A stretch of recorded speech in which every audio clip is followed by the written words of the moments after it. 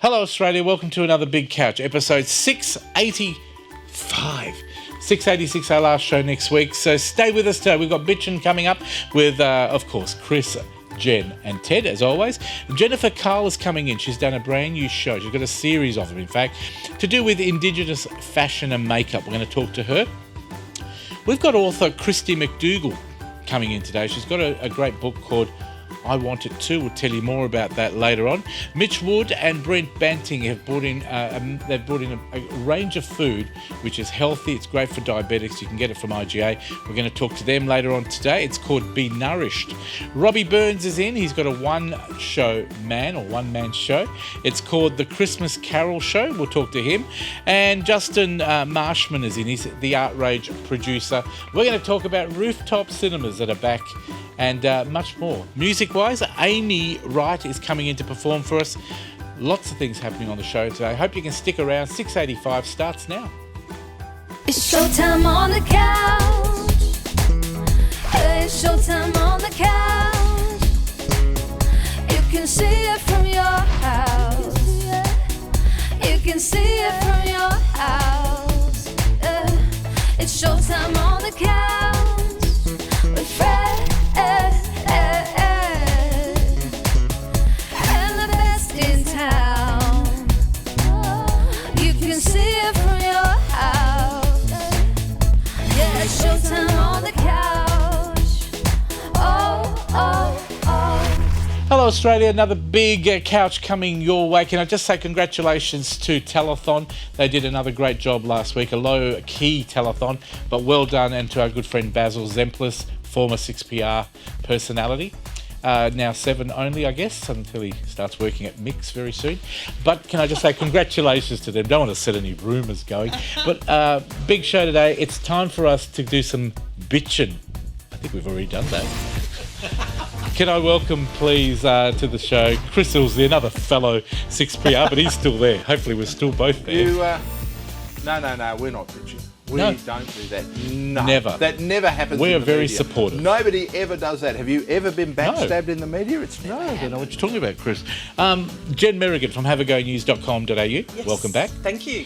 And Ted Bull. Oh, thank you. Actor, mate, presenter, I've never radio been presenter. backstabbed. I just have the rust marks where the knives went in. Well, look, if you don't mind, I just need one more of those knives. I've got 5 at home. Every week he brings them out. A set of steak knives. Exactly. Can I just tell you, we've got some great topics today. I'm going to start with you as always, Ted. Oh, thank you. Your topic, it's not a news story, it was more of a topic. Well, it's how I get to it, because I have to say first, I'm upset. I'm upset at the Prime Minister saying that everything is going to be honky-dory in Australia by Christmas. Except and the I road. really think he should have been wearing a Santa suit, and I think snow should have been falling down, and Rudolph should have been sticking his red nose in. We because don't have snow in Australia. Does- We all does- get extra presents? No, And- well, I mention this because I sort of feel there are others who could run the country far better than those that are trying at Well, the they moment. do. Who are Well, those? I'm talking about. This sounds like a Dorothy Dixon, Mark doesn't it? McGowan. I'm talking about. I'd like this- to thank the honourable member for his question. Now, what's the... Well, it's all just to do with yeah. the sports organisations. I was only thinking the other day, how amazing. We have the AFL Grand Final, the Rugby League Grand Final, Rugby Union Bledisloe Cup, we have Lawn Bowls Grand netball, we Final. have basketball, we're going to have cricket against the Indians. Now, there's a pandemic on, and somehow Sport the gets sports through. organisations have sorted it all out. Isn't it I amazing? say, let them run the country. Yeah, I tell you what, it's amazing how sport fixtures can seem to be allowed over borders as well. And other things, normal people situations, people die and they can't go You see wouldn't relatives. think that they were going to miss the opportunity to do that in Queensland when a state election is just coming up. But it's also the Julius Caesar line, and that is give them bread and circuses. He also said Veni Vidi Vici, which is I came, I saw, I conquered. He also said Avida Veritas, which means there is wine in life. Now, life in wine. I guess for people watching this, we are being a bit sarcastic, and I think the point is being made. I know you're not. You're being very Oh, serious. no, never. You know. No, Ted's always very serious. Well, you know- Always take what Ted says Well, literally. you know what? Haven't you worked that I out? have to say, when he's talking about ball sports, he knows all about it. He's very professional. You know your balls, and you play Very And the bigger fair. the balls, the better he knows them. Can we Just stop ask him it about there basketball. and move on? Well, no, Look, someone here's got to have cojones. So, Can I let's ask you? move on. So what do you reckon, Ted? Honestly, What do I what reckon? do you think should be happening? Do you think I we're think doing it's too much fantastic. sport, or do you think? Look, I think honestly? it's great. Look, this. Particularly, we all have friends and relatives in Victoria, and they're suffering. Yep.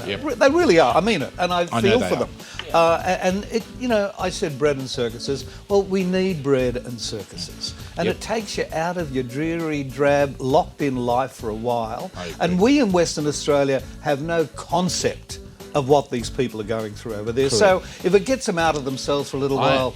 Look, I'm just disappointed that the problem with Victoria is that every day we keep saying, I hope today they're better. And then some idiot, and I'll say some idiot because they don't follow the rules, they go out and breach the rules. They don't want to be tested. They don't want to be stopped by the police and questioned.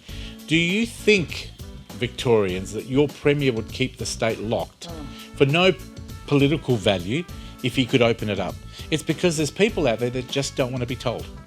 And that's the problem with But Victoria. you have to factor, that's always the case. I get that, but the people to that factor attack that this in. poor man, I would hate being the Premier of Victoria because I don't think anyone could do it any better. No. And if you look at overseas, seriously, we're doing bloody well We in this are doing country. well. Even Victoria. Mind you, maybe he should answer the question why his government allowed. Oh, look, a lot of Poor mistakes were made. I think they all made A lot mistakes. of Every state mistakes. government's made But look at mistakes. how many people are coming in from overseas who are coming back with the virus. Correct, Yes. they're I all mean, coming back with virus. our numbers The are... one thing we're not having a discussion about, a lot of people might come back and they might test positive, but they're not crook. Correct. No, They're See, absolutely. this is the point. If you asymptomatic. actually get down and Yeah. you drill into the And- numbers, they say, we've had X number of cases. Correct. No, you've had X number of people who've tested positive, of which a It's- significant majority will be exhibiting no symptoms I think this whatsoever. is the problem. No opinions are out there, only politicians' opinions, but Yeah. and these And so-called these chief health medical bureaucrats, officers. mate, I've got to tell They're you, they're useless. drunk with power because Can- they've got the state I know, premiers by the ear and they are loving it. Correct. We're going to move on to Jen, but just on a final note there, you would have noticed in our news last week, which we all know, we've got problems here in WA. A lot of security guards have been secretly photographed sleeping on the job. Private security guards, not government ones. Here in WA, one man has been caught 4 times and now been put into jail for the next 2 weeks because he That's a couldn't be FIFO. trusted. That was a FIFO. So let's be really honest, we've got problems here in WA, even though Mr McGowan's fortress system doesn't work. Yeah, Mr McGowan's fortress system is based on 2 things. One, let's get the state election out of the Yep. way, and then I can make whatever decisions I want to make then because I don't have to worry for 4 years. But here's the kicker. You know what he's really waiting for? He's a lawyer by profession. I reckon he's been told there's a chance that Big Clive might win his court case. Correct. And if Big He'll Clive open the wins borders. his court case and WA is forced to open its hard border, he can then turn around to WA and go, it was all Clive's And fault. you know Exactly. what? And we You know hate what? Clive There's anyway. Exactly. There's something else. The sky might fall. Exactly. And the other thing is he could actually open the borders a day before the court case, so Clyde's got no argument. Think about it. Yeah. Anyway. No, he'd wait till after because he's worried that Clive might win. If he does, from him it's political Exactly. absolute win. Jen, it's what's a your bit- story it's a- about? It's really on the same kind of thing because Tell us. it's Alan Joyce Yep. saying that he expected domestic services to be operating at 60% of I wish they pre-COVID were levels too. I at wish this they were too. stage. It is and so I'm sure unfair. everybody does, but I think you've also got to take into account that we are in a pandemic. As Ted said before, we are doing better than anywhere else in the world. And I think Alan Joyce has used this opportunity to really get rid of a lot of services that were originally... Well, they got rid of staff the same way. Well, they got used- rid of staff, but also some of the baggage handling services, All they're gone. going to be Outsourced to foreign and a That's lot of going to be, other that's going to be all well and good until we have an incident that's Yep. related to outsourced baggage Can I- handlers, Yep. or we have, for example, a spate of Yep. thefts, which once I'll again tell you comes something. to outsourced Something you baggage guys may handlers. not know. My nephew, my niece's boyfriend, worked for Donata, and I'm not going to mention his name. He used to work for a company called Donata. Yes. They have the contract in Perth Yeah. to look after every single. They're foreign. They're owned by someone Aren't over they Middle owned East, in the Middle East. Middle East, is it Very Emirates or wealthy, someone like that yeah, who owns very them? wealthy company owns them. They were the ones that actually said when the government, because there's no flights, they sacked all their staff, or they wanted to put them on JobKeeper. But they Our couldn't go on government, which JobKeeper. was Yes. correct at the time and still correct, they said, hang on, you're a multi-billion-dollar company in the Middle East, Emirates, wherever it might be. Yeah, use your royal money You to pay for those people because They're entitled. Those people are Australian. They're entitled to go on Job Seeker, which is unemployment benefit, but they can't get JobKeeper because their company's not broke. Their company's still making billions and have billions in wealth. Well, so all of them lost their jobs. Australian-owned. Exactly. They're not Australian. But what about the Australian companies, so it is alleged, have been taking the job seeker and paying their executives bonuses? Yes, I know. and there's so many rorts out there with JobKeeper. The government's But aware of everything it. happened so quickly. Yeah. To be fair, in They this had to instance, rort quickly then. but there was no opportunity to sit down and really consider. Because in some JobKeeper- cases, you just simply wouldn't have paid JobKeeper. What the government has done with all the benefits and all, everything has saved the Australian economy. It has. I I agree think with everyone's you. in I agreement agree with with you. that. I think where it comes to Qantas, the problem that I have with people and governments is they want Qantas to survive. They want Qantas to live off their own money, but it must be damn hard when you've got no flights, no international flights, answer nothing. there is simple. But If they can't Qantas fly, has been given something like $800 million. They have, but they've got to be. Yes. They've now got the job of flying all our people back, I noticed it was expats a back. Qantas aircraft. Which I know we need to move on. Sonia's telling me to move on. Was there anything else that we've missed on your story? I think Qantas should be allowed to fly, but I think they've got to be like everybody else, Well, fly when I it's think, safe to you do know, so. we've got to rely on When it's safety. safe. And when people say, oh, we expect to be back at this stage, we're in a pandemic, people. Exactly. We don't want to be in the same Can I be the situation killjoy as here? UK Just quickly, and you America. can. please, can I be the killjoy here? Sure. Good. It's a virus. It's not going anywhere. It's We're not- going to have we're to learn living to with live it. with it. Oh, yeah. Oh, Yeah, I'm with you. I Now- agree 100%. Now, this idea of we can keep our borders shut and be safe, you know something? I can end the road toll tomorrow. Ban anyone from riding in or driving a motor vehicle. Road toll is over. We don't Correct. have a road toll. Correct, you The can't. thing is, do people want to do that? No. And what's more, every time we get in a car, we take what we deem to be an acceptable risk Correct. of road trauma. And I guess we it do comes that. back to Yeah, what but Ted they said. are increase your risks. They are saying also that the second wave, There will be a second wave. Well, There the will second be. wave in Europe, it's not as the death rate's not as high Not as as high, it but was. The death rate was But never high to begin with. Let's be honest. To take something Chris said, I actually agree with you. I think we need to live with it, like the flu, Well, we're like going the to have to. It's not influenza, going like anywhere. It's a virus. The pig swine Can flu. I say something very Yep. quickly? They did some research in Great Britain, and 75% of those people over 60 normally have the flu injection, Yep. okay, which is a high number compared to the rest of the world. Now, That's the 'cause of their virus, revolting weather. the vaccine will take care of 75%. 25% will react badly to it, and Yeah. it Or won't it work. won't have any effect on So them. therefore, just let me finish. Yeah, it's gonna be very quick. So Let him we end finish. up We'll with let you finish. 75% of 75%. So only 52% of those who have the vaccine over 65 are going to be protected. Exactly. Let's move Sorry, on. I Your just- story. Thank you, Ted. Yeah, there was It's just an important. opinion piece. It was a good piece by Matt O'Sullivan, actually, on the cashless debit card. Oh, yes. And a lot of people have demonised this. But the reason why we have a cashless debit card is to ensure that people spend their monies on essentials rather than deciding they're going to smoke, drink and gamble and do drugs and everything else. With the money, you have to look after your kids. So at some point, I think it's actually a good idea. When I was working at Centrelink, we already had one of these cards, Yeah. but they called it the emergency card, right? The problem is not about. I actually agree with the system. I agree that there's a lot of people that buy drugs with it, alcohol, because you used to get the cash. Yep. When Do you get whatever you cash, want. you do what you want with it, and then go back to the government and say, "I've spent all my money and I'm starving," and the government Kids don't gives have you, any food, and yeah. you get emergency payments. That's what we used to do at Centrelink. The problem with this card, and the only problem I see with it, is that you need to target it. You don't just give it to everybody like the government's now looking at. I agree with that. You need to target it at certain groups and have the guts to say this is why we've targeted it, because it's taxpayer money. So if you want taxpayer money, you have to take it properly. The problem I have is that it will increase crime, because I'll tell you now, I'll give you an example. Drug addict in the country, no longer being able to use their cash, so they have to go to use it for food to pay their bills. I'm still a drug addict.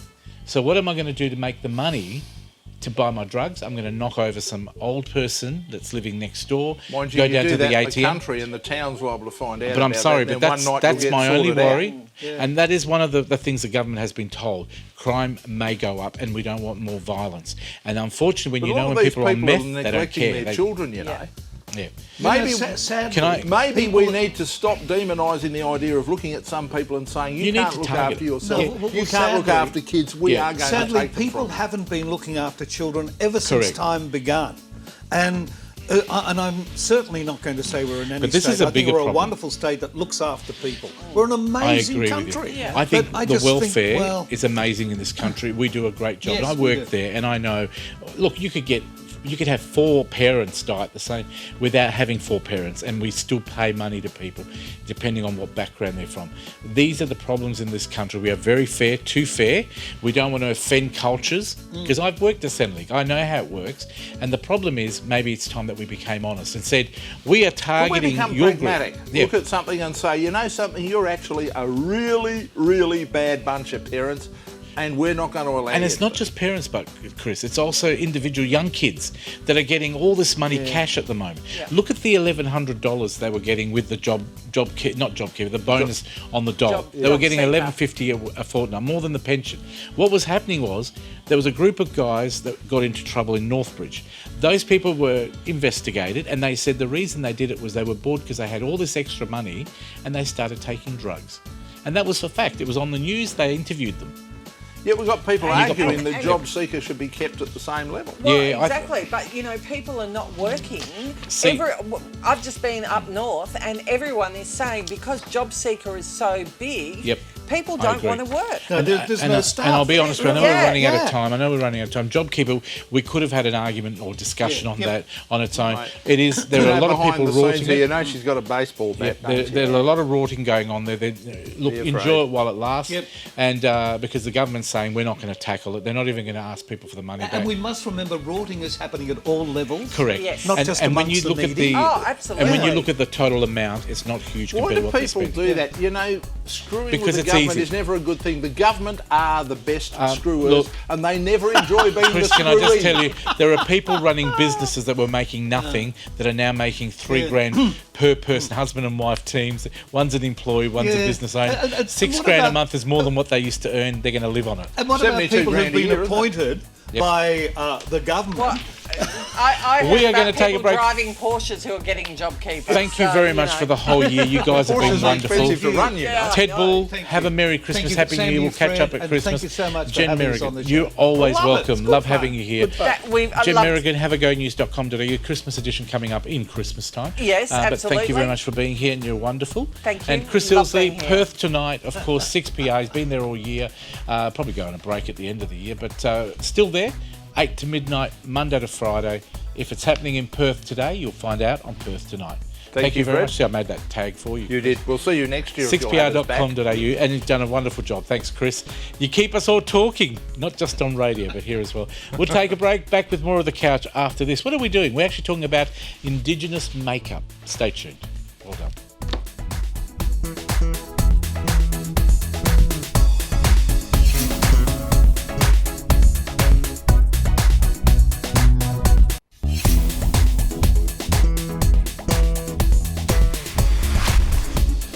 Welcome back to The Couch. I was just talking to Nisha in the break there, so I hope you didn't get any of that leftover smile of mine.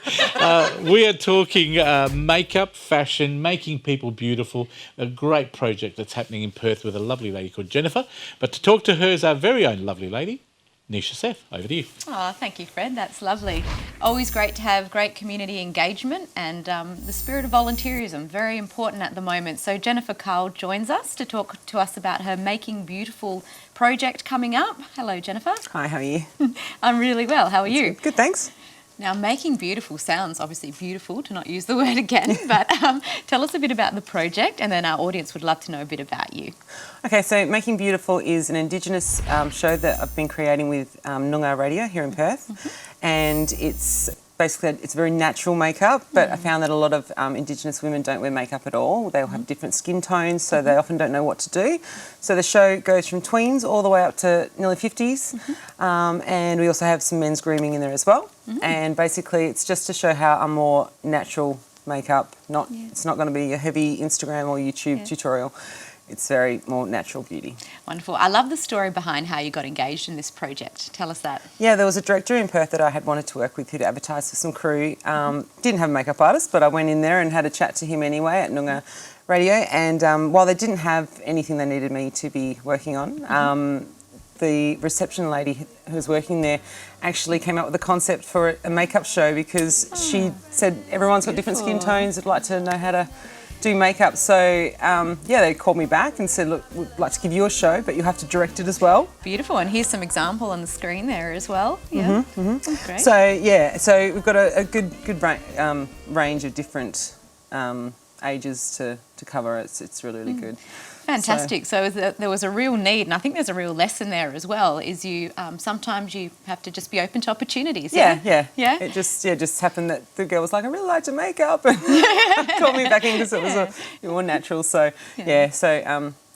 Yeah, and you know what's really, I heard you mention earlier while we were preparing for the show, really lovely, is that the self-confidence that you see these women have, and gentlemen as well, when you do their makeup, because it's not the Instagram aesthetic, just commercial makeup. Yeah. Tell us about the real passion behind what you're doing. Well, because like in reality, we're not walking around with Instagram filters. So Yes. to have these women, especially the Indigenous women, a lot of them don't wear makeup. So, the confidence level that you can see even from each episode just is huge. So, that's what I really get enjoyment from as being a makeup artist, is to see people just go, wow, I never knew I could look like that, so.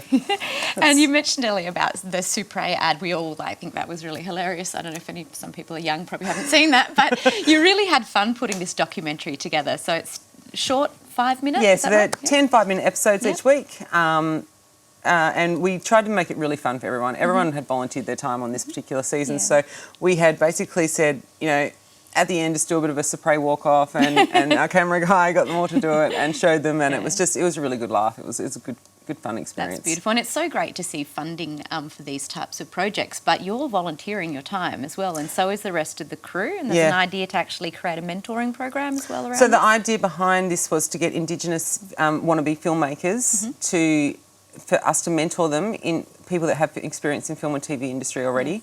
And then eventually we'd have all Indigenous on front of the screen, and then eventually they'll all be behind the camera as well. Beautiful, So- and that's a great legacy and sharing of knowledge. So what's the future look like for you and for this show?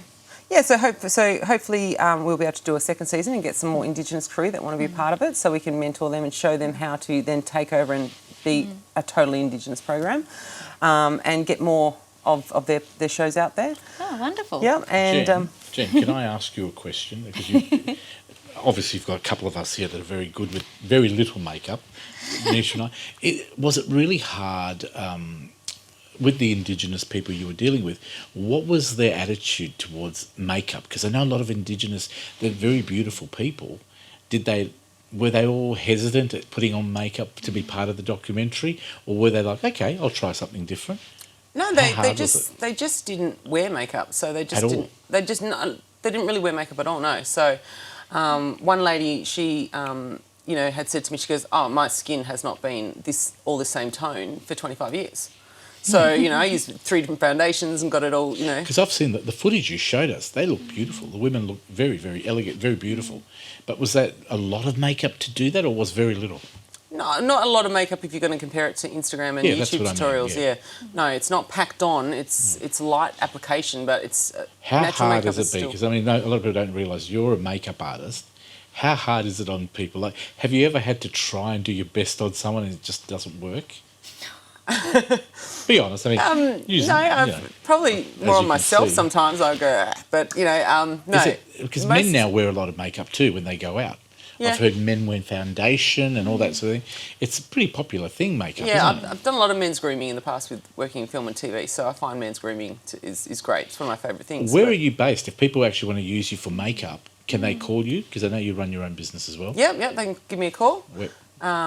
Where can we find you? You've got a store, or is it online only? They can contact you. You can either contact me on Facebook or Instagram.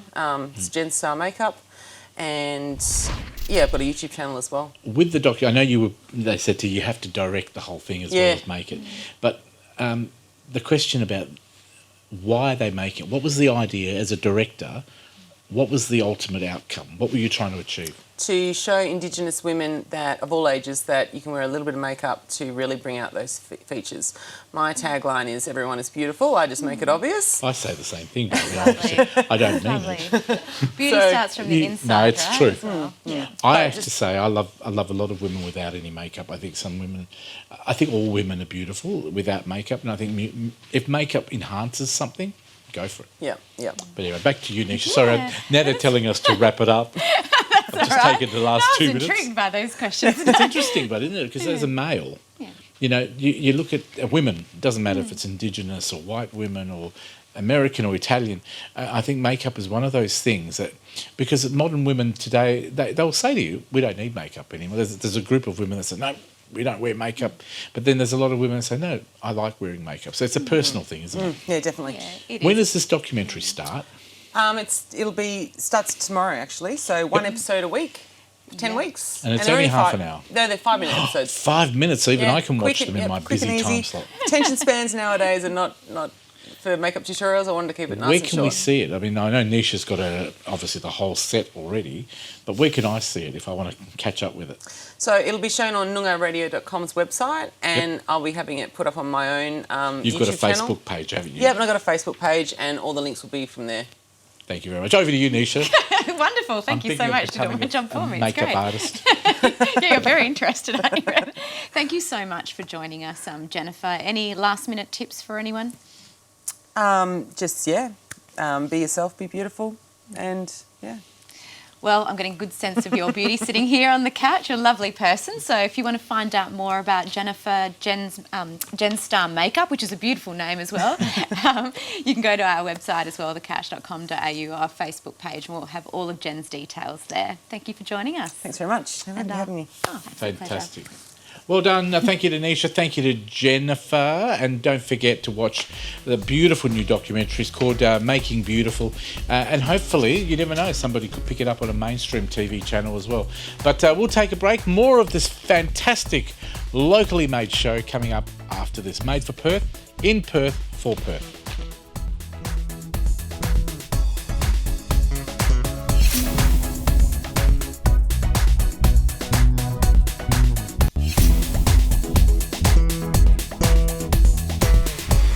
Welcome back to the couch. Nice to have your company on this Sunday night. I hope you're all doing well around Australia as well with COVID. Looks like the numbers are coming down. People are getting restrictions lifted, and it's a good sign as well.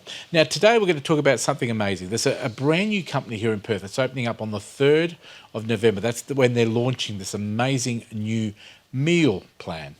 So I've got them in here today, the two guys that are behind it. We've got Mitch, who's a chef. And we've got Brett, that's also a co-owner. You're both co-owners, co-founders. Welcome to the couch. Thank you. The product's called Be Nourished. It is. Now, tell me a little bit about, I've got some questions here, so tell me, what's it all about? So basically, we're a low carb, 100% gluten-free meal prep, ready meal company. And how did this all come about? Why did you come up with this idea? Well, it was around March, I think. Yeah. March during the lockdown of COVID-19, and we run a catering company as well, and we were producing some ready meals for that, and then just started playing around with some low carb options because Mitchell and his younger sister Ellen are both type 1 diabetics. So, to Mitch, let's go to you. Yes. Tell me why it was so important for you to have this meal plan in place.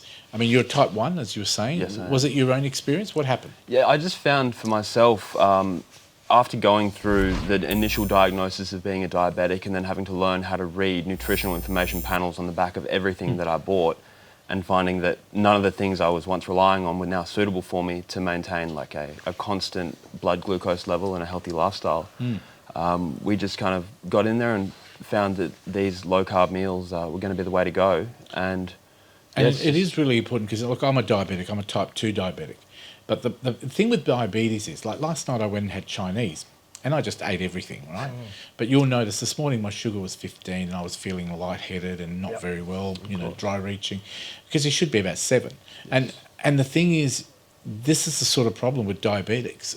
Diabetic people, whatever they eat, if you don't eat enough, you could get a low and you'll feel dizzy and sick. If you eat too much sugar, it could cause us problems. So you came up with these great meals. How did you come up with the different meals? Because we've got, 7 menus here. Yeah. How many is there all up? We've got 30 at the moment. 30 meals. 30 dishes, yeah. And do you use have you got a target group that you're actually looking at benefiting with this meal, apart from diabetics? Can they help other people as well that want to do a healthy lifestyle maybe? Yeah, absolutely. Anyone that wants to just live a general healthy lifestyle, these meals are perfect for.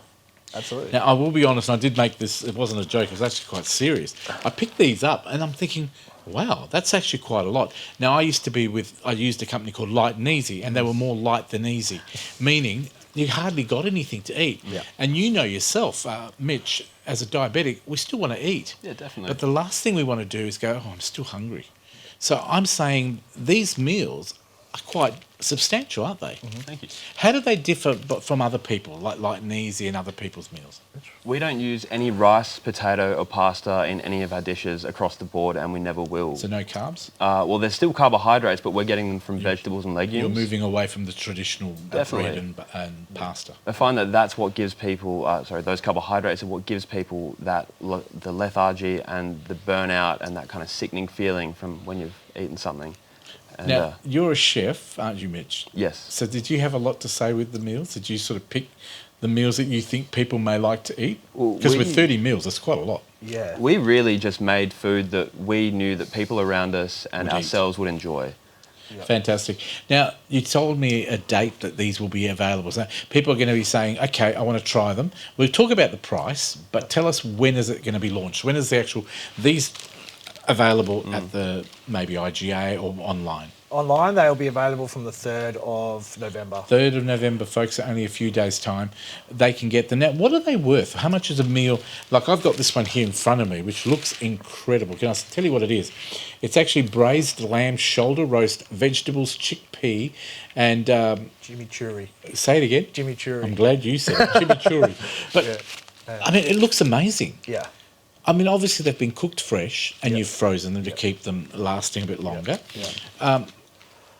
How much are they going to cost? How much would I be prepared to pay for one? So our meals range from $12.99 to $15.99 for your more high-end seafood products. Can I say that's reasonable? I go to IGA over here in Leederville. Yep. A little plastic container is $12. Yeah, of course. So and it's nice food, but I'm saying for about $12, Yeah. you put that in your freezer. How long can that last for? 3 months. So you've got 3 months to use it. Yep. And I'm saying as well, one of the worst things about having a meal plan is that you or your partner may not be on a diet, but the other one is. And the hardest thing was you have to still cook another meal. You do. Whereas with this, anybody can eat it. If your partner wants something healthy, nutritious and filling, you just have 2 meals. Easy. Fantastic. Now, where are these going to be available? They'll be available online through benourishedperth.com.au at the moment. Are we looking at getting them out there to some local supermarkets? Not right now. We just wanted to launch first, and then later how on down the popular they track, are. we'll see how we go, and who knows where it'll lead us. And do you think, this is just a thinking aloud here, hospitals and places like that would, here locally in Perth, what a wonderful idea for hospitals to have different meals for different type of patients. Yeah, absolutely. Definitely something we could look into the future. We're actually working in tandem with Janelle Healy, who is an accredited practicing dietitian. She's been our guidance throughout this whole journey, and she's really put together our dietetic structure and the engineering behind what we needed to produce. So there's a lot of work gone into these meals. It's not just you guys go, let's just do this. Has there been is there a big team or is it a small local Perth team? It's a pretty very small So team. the two of you run the company, I'm assuming. Yeah, with And a then few you've got others. some people Yeah, that absolutely, help. yeah. Fantastic. The last question I have for you is, when can I start it? You're saying the 3rd of November? Yep. I can actually go on your website, which is, where is the website? benourishedperth.com.au. And you've got a Facebook page, is We that do, right? Facebook do. and Instagram. Yep, so people can go on that, there it is there on screen right now. Yeah, we want perfect. people to support you. So can they order the meals from there yet, or will it be until they launch? We It gotta won't wait. be until we launch on the 3rd. And is there an amount that people can buy? Do you suggest people buy weekly, monthly? Is there a limit? Yeah, there is. Well, there's a minimum spend of $100. So which is quite Well, good. that's $100 only a week's meals. Yeah, if that's that. it. Yeah. Now, Yeah. down the track, people are talking about desserts and things like that. I mean, because diabetics like desserts as well. Definitely. Are you likely to maybe try a range of desserts that are healthy Definitely. and light of sugar? Definitely, and snacks as well, and also kids' meals. So you're looking at expanding quite a big way, which is fantastic. Yeah, absolutely. Has anybody else done this? I think there's definitely a few low There are carb people. or keto options out there, but I believe that our product is a superior product Yeah. on some of our other competitors. Yep. Definitely. Is it all local West Australian stuff? Absolutely local. Oh, that wins me over. Well done. Look, I can't wait to the launch. 3rd of November, please support them, guys. Go to their website. Be Nourished. Now, they spell it the letter B, Yeah. and then it's nourished as in the word nourished. Check it out on Google. You will find them. I certainly did. They are wonderful local West Australian business owners, local food, local retailers, local farmers, local fish. Fantastic work that you guys do. Good luck with the launch. Thank you. And thank you for bringing them in for me. I'm going to indulge, maybe have 4 or 5 of these. No problem, mate. But you've got to control yourself. You can't eat them all in one day. But is it like 1 meal per meal? Yeah, That's that's how it there is. for 1 meal, yeah. Beautiful. Yeah. Thank you. I think I've got all the instructions I need. Be Nourished. Please support them. West Australian people. We'll take... we've got a music, actually. I was going to say we'll take a music break, but we've got Amy Wright. She's a wonderful young lady, only 15 years old, has written this song herself. Thank you, Amy, for waiting patiently. Here she is singing a beautiful song called Tainted Feelings on the Couch. Too much distraction in the words that keep us in the open. Tainted freedom is a poison that feeds on emotion. Da, da, da. Da, da, da, da. Da, da, da. Da, da, da. If staring at me heals you, take all the time you need to, 'cause all that consumes you hides in your heart and it beats you. Beats you. Don't let those monsters eat you. Your dark intentions rise to the surface. You're in the open. Haunted feelings get you mixed up and overflowing. Da, da, da.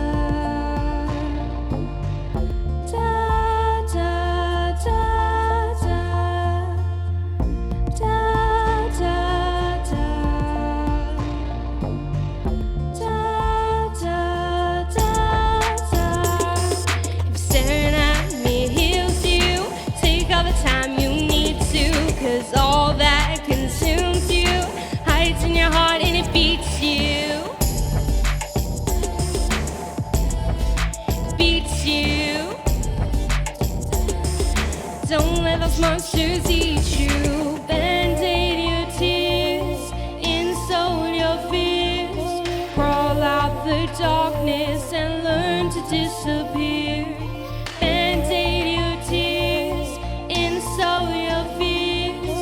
Crawl out the darkness and learn to disappear. If staring at me heals you, take all the time you need to, 'cause all that consumes you hides in your heart and it beats you. Beats you. Don't let those monsters eat you. Too much destruction in the words that keep us in the open. Tainted freedom is a poison that feeds on emotion.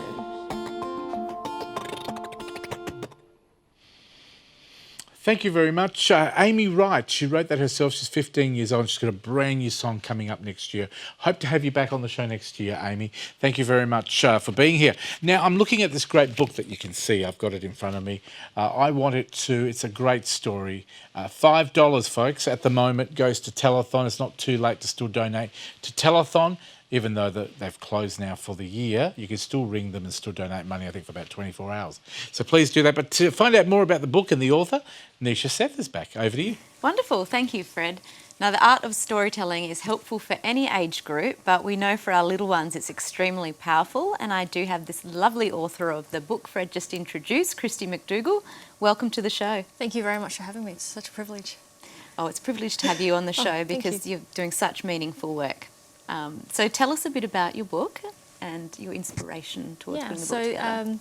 The story happened to me and my family and loads of other families around Australia as well. But so when I was nearly 6, my younger brother, was diagnosed with leukemia, and it affects like everybody. You know, Mum and Dad obviously were quite concerned with their sick child, and so their attention all went to him. And my sister and I were like, well, this affects us too. You know, it changed our routines. We were staying with different families. Different people were picking us up and taking us to school. You know, we went sleeping in our own beds. We were staying at different friends' places, which we were lucky that we had the support to do that. But you just want to go back to your own bed. You want to play with your own toys, and different kids react differently. And so it's about getting children to talk about their experiences, how it affects them with their sibling being sick, you know, being severely burnt or being in a car accident or something that's going to take a long time to heal. And get over. Correct. That uncertainty is really scary at that time, and your kids too. So thank you for sharing your personal story. That's very courageous. So I guess the meaningfulness in this book is that you're putting out some lessons learned as well as telling a narrative about that experience, the importance of the emotional and social connection as well for kids at that age. Yeah. Having gone through it yourself. Absolutely. Yeah. And you're actually a qualified nurse as well. So she's a very humble lady, so I have to call it out. But you actually work right now too, caring for people. So this really does mean a lot to you, doesn't it? Yeah, I'd really like to help. And so when I've had feedback that it's hit the mark and it's what families needed to start the conversation, or how do I even tell them that they were sick? You know, our parents told my sister and I that what he had was worse than a cold. Most kids know what a cold is. This is worse than a cold. It's going to take longer than a cold to get over. Yeah, 3 years is a long time. Yeah, absolutely. And kids are very for 3 clever. years is a long time. And resilience is so important at that age. So being able to, and it's scary for a parent to say the truth. Sometimes they're still working through their own denial and their grief. So what would you recommend? I mean, you're an expert in this area now too. You've written this book. Involve them. Yep. They know something is wrong. You know, they know. It was very obvious for us. He came home with a nasogastric tube at one point. So, you know, we were being fed normally and he needed to top up some medication and things through this tube. So they want to know why, and kids have lots of questions. And as a child, did you find from your own experience you were asking a lot of questions? And trying to? Yeah, I think so. I think it's important that you can, and even if you don't know the answer. You know, because we look at our parents like they know everything. Yes. Until we hit an age where we kind of rebel against that. So being real with what you can. Yeah, absolutely. And there's lots of help out there, isn't there, as well? Absolutely. I think you so. know, Sorry. Through the medical team that's looking after them, you know, if you can go to the appointments, obviously not all of them because you still need to go to school and do that as well, but be involved. Or after that, say to the doc, well, how do I then tell that to the other kids? How do we... You know, they're the expert in that. They diagnose stuff every day. Yeah. You know, how do we then broach that with the family? So. Wonderful. So tell us a bit about the narrative, because I'm sure some of our audience and some parents out there are listening and thinking, well, what type of story is this? It's obviously serious and meaningful, but how do you cleverly tell that in a book? So I've done it with no characters. So there's no names. There's no one to buddy up with as such.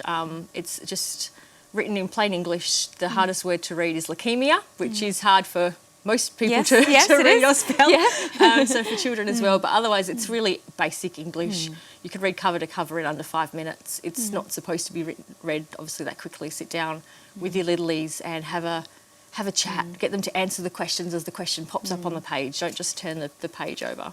So this is a real purpose project for you. You can sense your passion. Absolutely. What's some of the other feedback that you've got? Can I do a shout out to the first school that has it? Absolutely.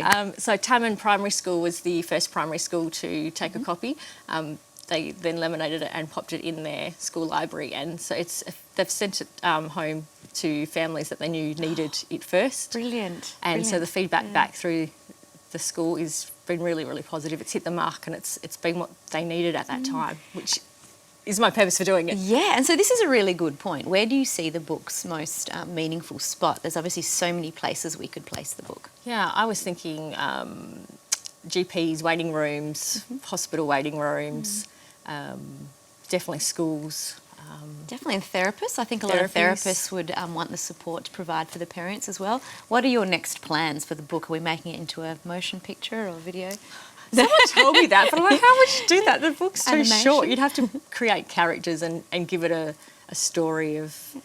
And provide experiences, show the sleepovers at the other houses and things like that. You'd have to definitely drag it out, or it'd be the shortest movie in time. I think there's so many ways you could go with this. What's next for you, really quickly? I'm doing some business opportunities on the side of my nursing career at the moment, so trying to finish my life coaching courses and looking into not having to nurse full time would be lovely. Fantastic. Sounds like you're integrating well. Christy, so pleased to have you on the couch. Thank you so much. But before we go, can you let us know where to find out more about yourself and most importantly, where to get the book as well? So you can find out from me on Facebook, or you can buy the book from Balboa Press. It's also available on Amazon, Noble and Barnes. In Collie, it's at Selva's Elite, and in Albany, it's in Paperbark Merchants. Wonderful. Thank you so much, Christy. Lovely. We'll look forward to having you on the couch next year sometime, and well done on all the great work. Oh, thank you so much. It's been so much fun. Thank you so much for having me. Now, if you've missed any of that, you can go to thecouch.com.au or our Facebook page. Back to you, Fred. Thank you very much, Nisha. And if you check out our Facebook page, as Nisha said tonight, there'll be 10 of the books that will be given away. 10 people will be able to get one of these themselves. Can I just say one of the great things about the book as well, it's printed here in Australia, which a lot of people do a lot of their printing overseas. Printed in Australia, keeping people in Australia in jobs. Who actually illustrated it, Christy? Who drew the wonderful pictures? Yeah, also Balboa. Wonderful. The They've done a great job. Truly a great book, easy to read, great story. Thank you for coming in. Thank you, Denisha. We'll take a break. More of the couch coming up. We're talking about something really special. Rooftop movies are coming back. Talk soon.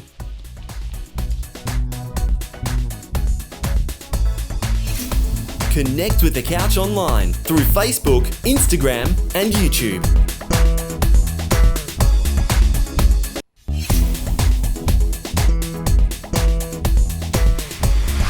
Welcome back to The Couch. I've just reformed someone's life in the break. The next guest is one of my good friends. Her name is Carolee Katzenbarnes. She's talking step parenting and Christmas and everything else that goes with being a great parent with our very own Nisha Seth. Over to you. Thank you so much, Fred. Welcome back to the couch again, Carolee. Thank you so much, Nisha. Lovely to be here with everyone. You are an old couch friend. Oh, thank you very with much. Lots of new, inspiring ideas. Thank you. Now, family and health are so important, and you're talking about step parenting. That's your area of expertise. You have a book in that space. But today, what are we going to focus on?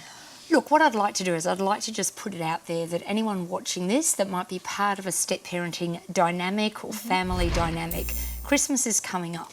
It's not that far away. The conversations between your families should be happening now as to what is going to happen during that Christmas period. Yes, so mental preparedness is the key to success? It absolutely is. 2020 has thrown up challenges for so many people. There are still a lot of closed borders with families unable to reunite. And what I'd like to put out there is, and it is a little bit radical, and there'll be some people that will go, oh my goodness, oh my God. But think about this, you've got quite a few weeks.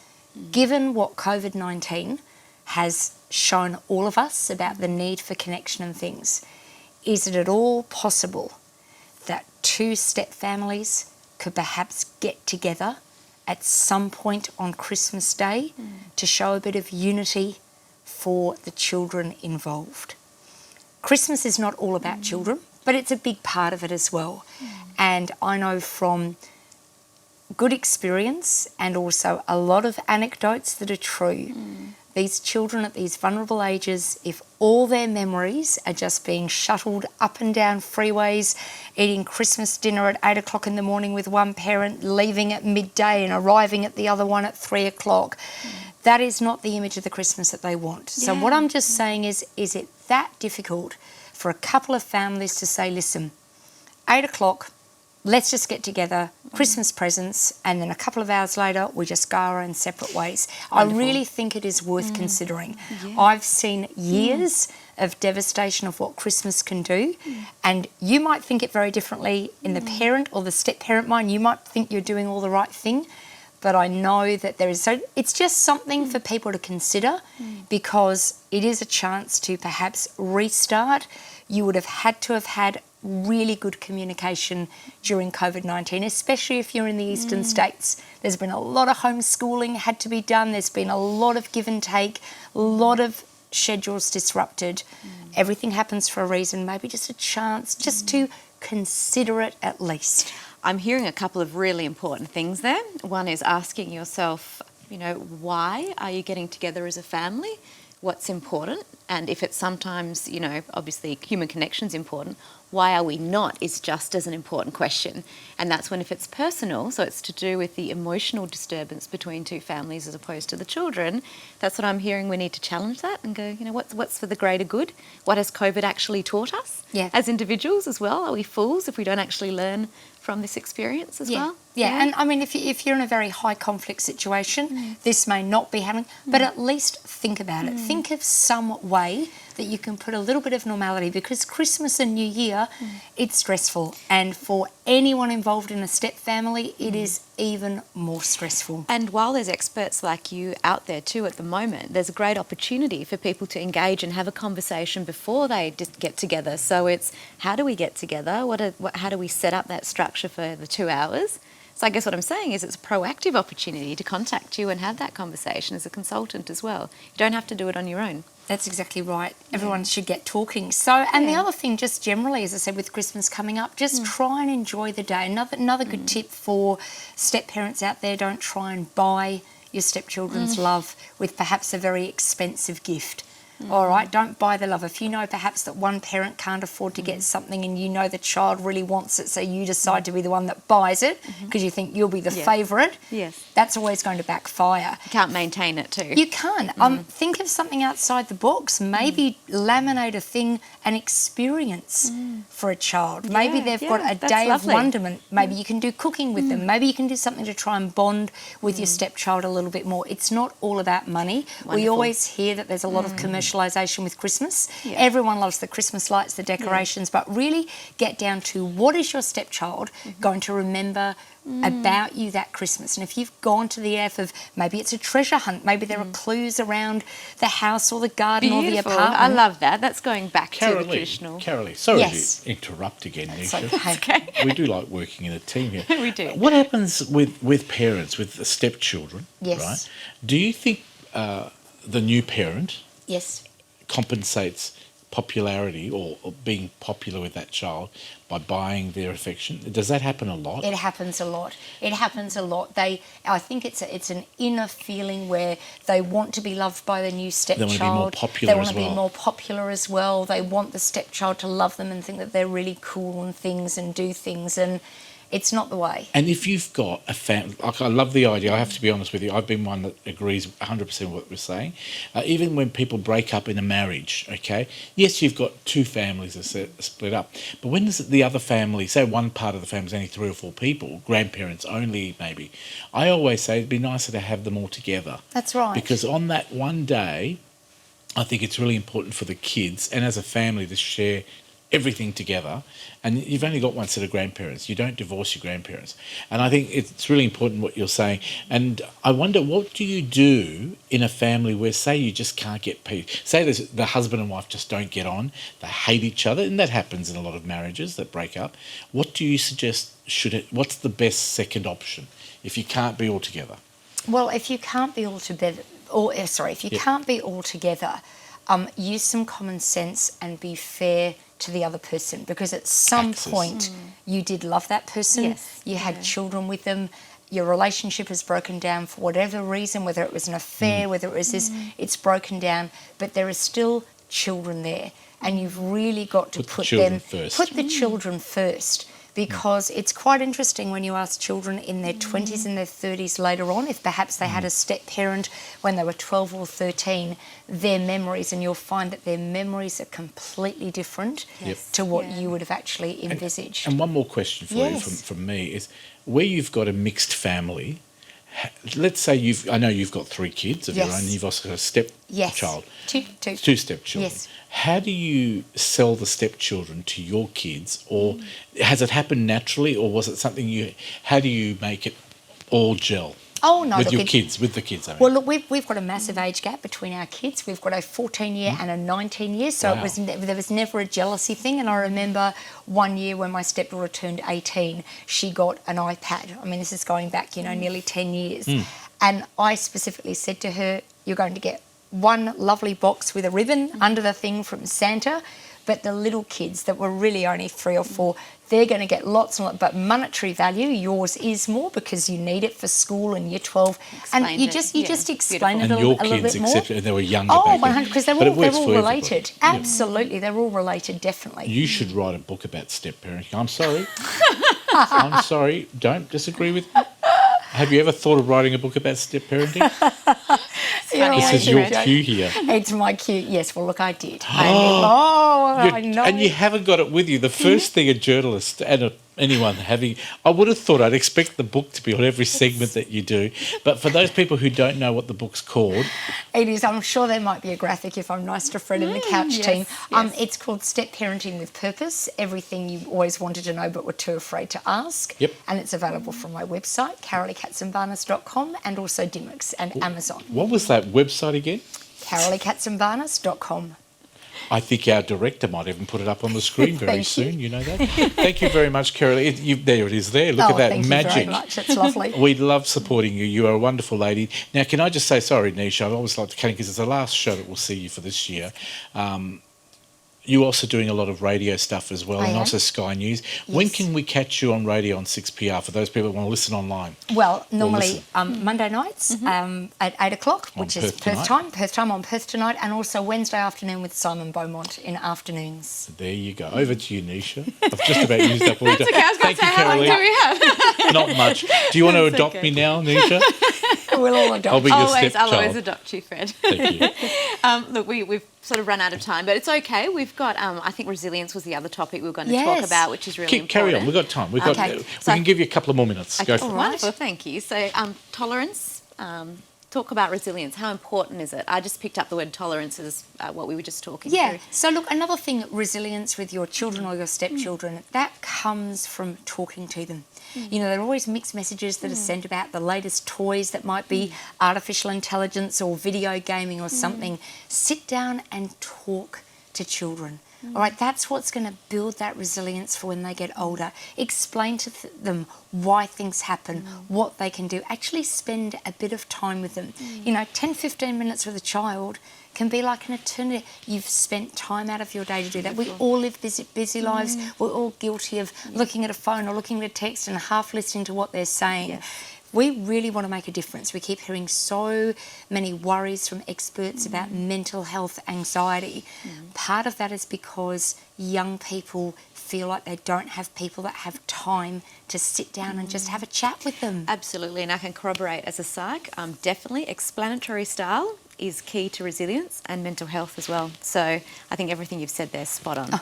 Definitely. So important. Thank you, Nisha. Carolee, you'll be back on the couch in 2021 I look forward to Fred it. and I look forward to chatting with you some more, and we'll be step parenting experts after we read your book as well. I'm sure Fred's read it from cover to cover a few times already. I'm really good at it. He's good, yeah.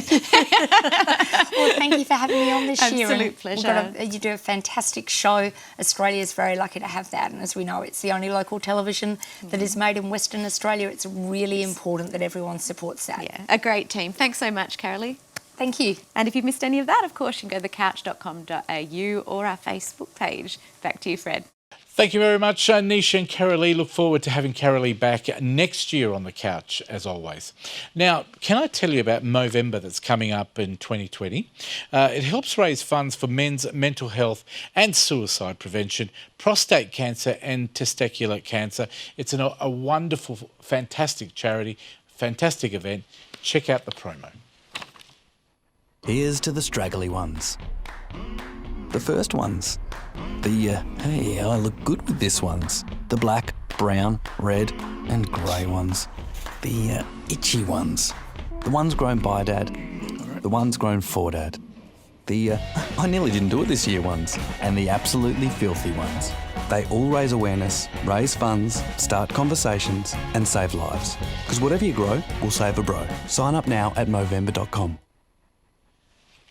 Thank you very much. Please support Movember. They do a great job, as do all charities as well. Now, Christmas time's coming up, and this man that we've got on the couch, he has written a one-man play, and he's on the couch talking to Nisha. It's Robbie Burns, of course, with our very own Nisha. Over to you. Wonderful. Thank you, Fred. Close your eyes, he says, and I'll be able to create the scene around you. These are the words. Robbie, a professional actor, of course doing it within acting space. Welcome to the couch. Thank you, Nisha. Love to be here. Now, very exciting to have a professional actor of, so many decades of experience. And you're, of course, coming on to talk particularly today about Charles Dickens' A Christmas Carol, an adapted version. So very much so, yes. Tell us about that. Well, I think that most people would know the story of Christmas through the eyes of Dickens, through Scrooge and being seen by the three ghosts of Christmas past, present and future, and how he changes from a grumpy little devil into a man all loving of Christmas. Wonderful. Nice and smiley like you are now. That's right. I'm great at the end. I have to act the beginning.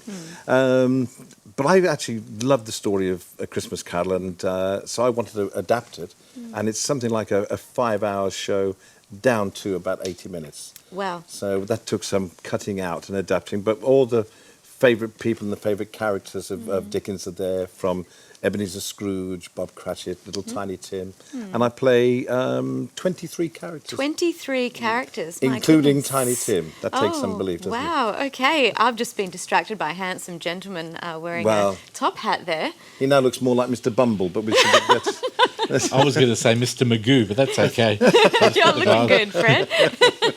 Thank you. It might need to be a new look for the show. Or Benny Hill. So Robbie, 23 characters. That must be quite interesting. It is interesting because you sort of have to remember, we're talking to the director, and he said, right, so if you are portraying Ebenezer Scrooge, and I might be talking to you, but unfortunately there's no one with me. Yes. So I'm looking at someone talking to them, and he said, well, who are you talking to? So I said, I'm talking to Bob Cratchit. He said, well, how tall is he? I said, oh, well, he's taller than me. He said, well, look up then when you're talking to him. He said, when you're him, look down when you're talking to Scrooge. I have to remember who I am and where I'm looking. Phenomenal. And it does go wrong. Gosh. Most times. Yes, but the audience would not know, right? And also learning all of these lines is and phenomenal. learning the lines. It is hard. I think I said to you before that if you'd ask someone, talk about your favourite person or your favourite holiday, you could talk for ages. Yes. But if someone said, well, here's a newspaper, learn 5 pages of every word, that's what it's like. It's I have to learn all the words of Dickens, because a lot of people do know the Dickensian lines and they know the characters. Yes, so you have to be quite faithful to it. But it is my adaptation, so we are a bit generous with the scissors sometimes. So the adaptation, the world we live in now, the Christmas coming up, the challenging year that we've had, how important is this story? The story is everlasting, and I think that, I was saying to you before, people's interpretation of Christmas was really based upon Dickens. Things like the Christmas cards, Christmas trees, carol singers. What you would picture as Christmas or traditional Christmas owes itself to Dickens. And now it is sort of great time to remember. It's so hard, though, when you read the Dickensian novel, to think that we're now here in a different hemisphere. Yes. And December here is not like it would be in Dickensian... Santa is wearing board shorts in Australia. That's right, yes. Will you be wearing board shorts in yours? No. It's like the only carol singers with a suntan. But it is, so we have to remember that it's different times. And so, obviously when we're now going to be at the Madge, I'm hoping that the air conditioning is right up there and people are a bit cooler to try and remember. Because being dressed like this doesn't help at 35 degrees. Yeah, and look, the arts, we love it because it transports you somewhere else, which I think is really important. But that's why I say it is, because I think that in the UK we have, at Christmas time, pantomime. It's the sort of youngsters' first introduction to theatre. And it is important, theatres are very important to people. And with this show myself, it's also to remember of the good of Christmas. You know, we all tend to want to go shopping and to buy this and to buy that, but it's the simple pleasures of Christmas which are the most important. And it's just a few kind words are better than a few cheap gifts.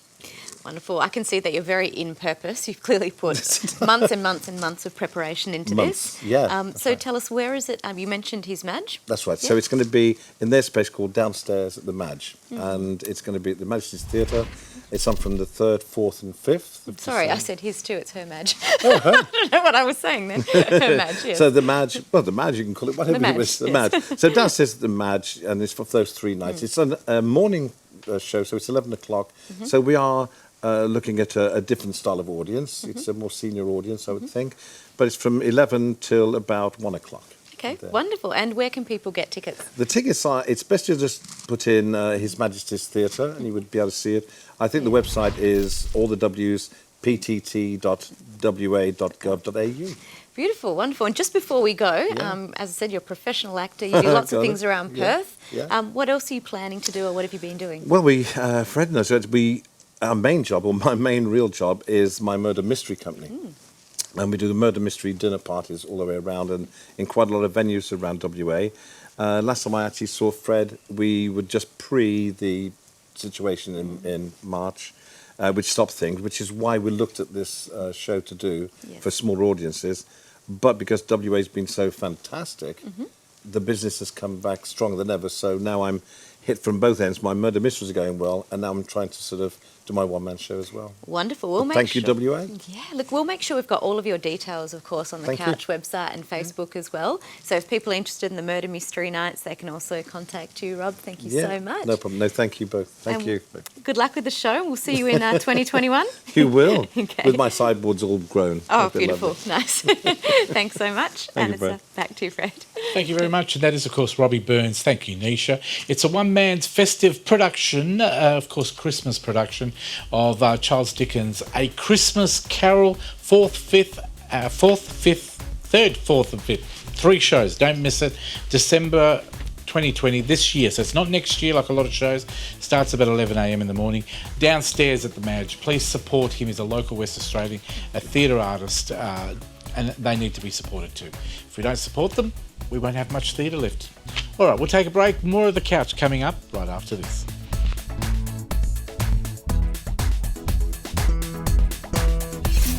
Connect with The Couch online through Facebook, Instagram, and YouTube.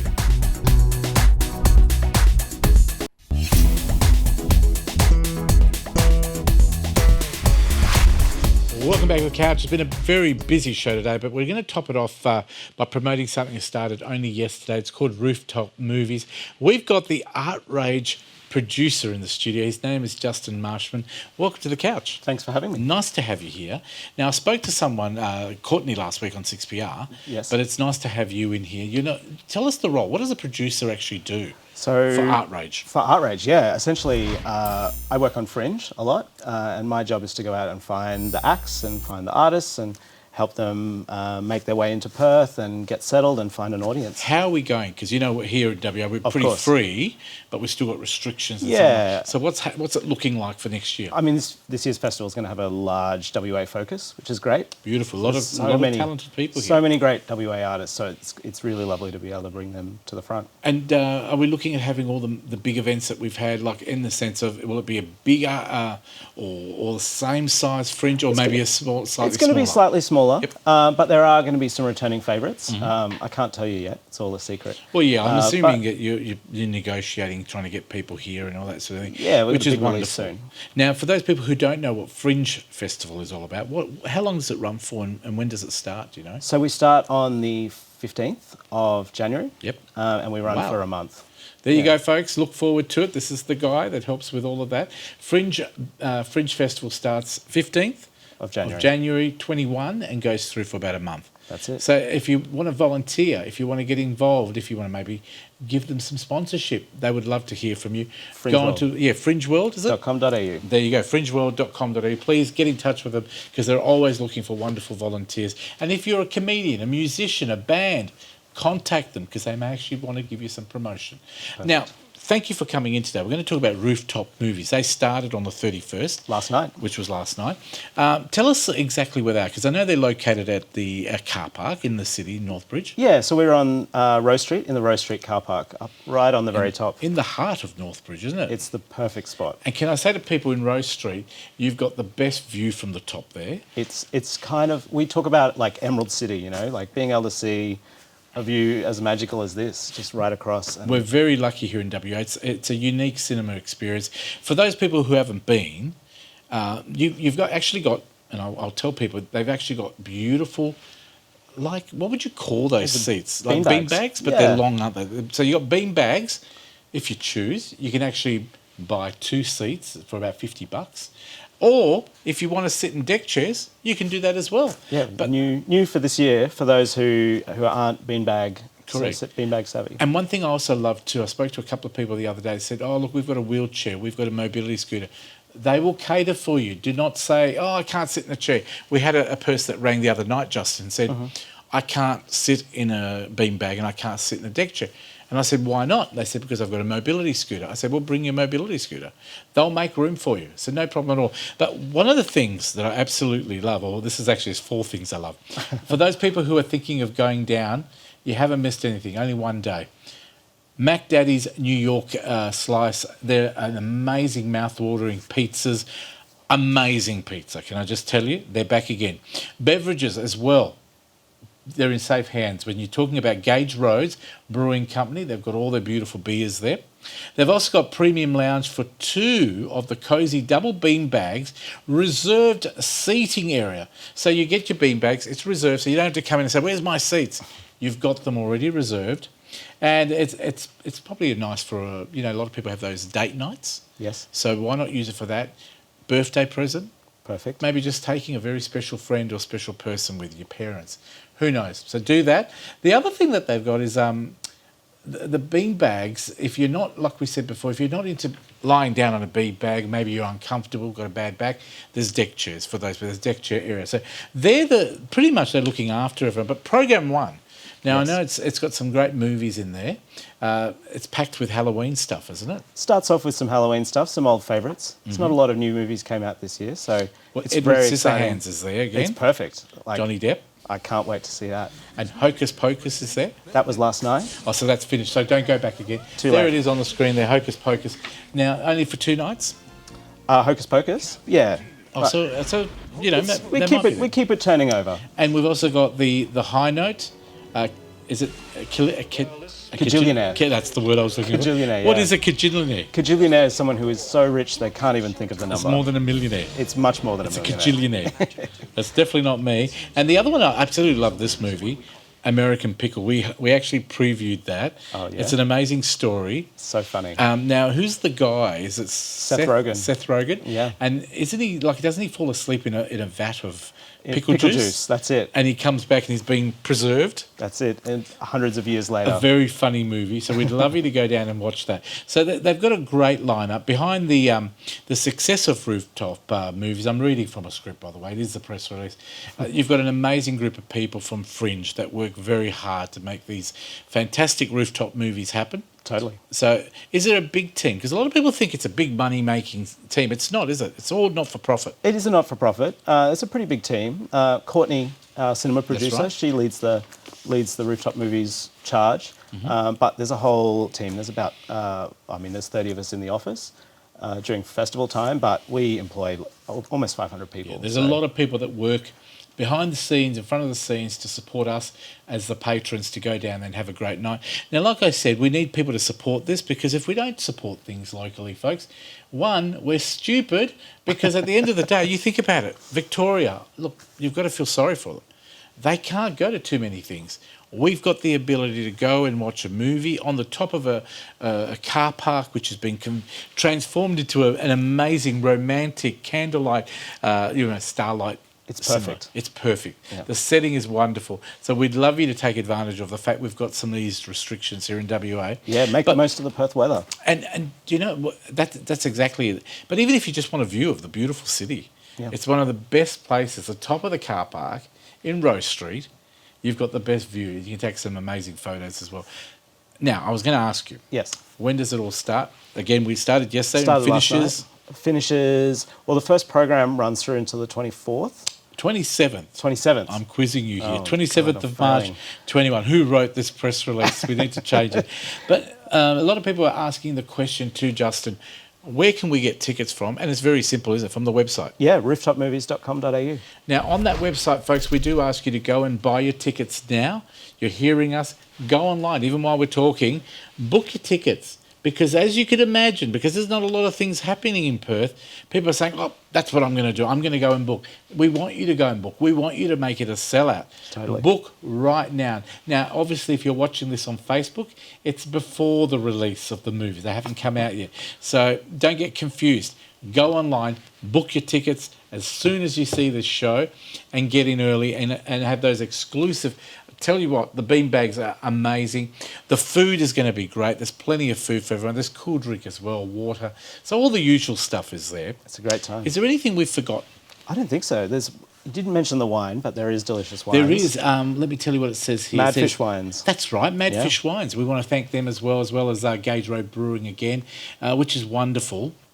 The premium seats are my preference. Yes. I think you won't go wrong. And... it's going to be a wonderful, wonderful season.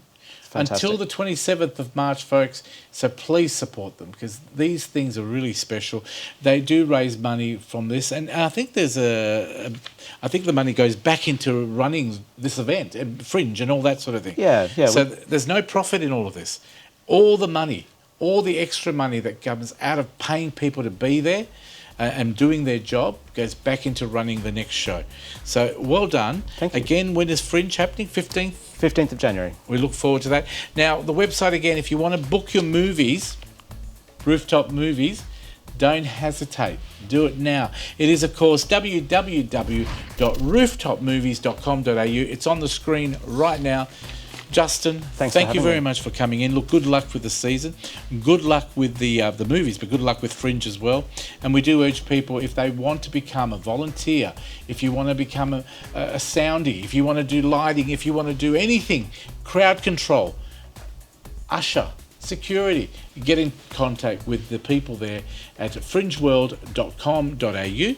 And get in contact, and if they need people, at least you're volunteering. Thanks again. Have a wonderful week. Thank you to Justin. Thank you to our local fantastic entertainers that keep us all going out and having a wonderful time, just like Fringe and Outrage as well. Outrage, A-R-T, Rage. So I think that's it. Thank you very much. See you next week. Have a wonderful time. Keep smiling. Bye for now.